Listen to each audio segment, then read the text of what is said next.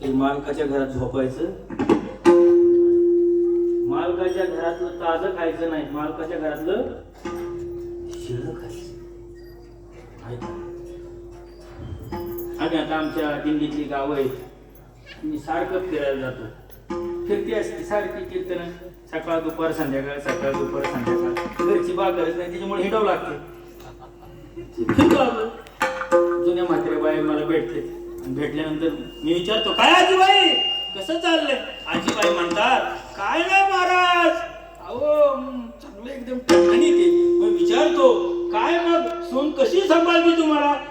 ती म्हातारी म्हणती, माझी सून मला देवासारखं सांभाळते. कसं आजीबाई बरोबर आहे का?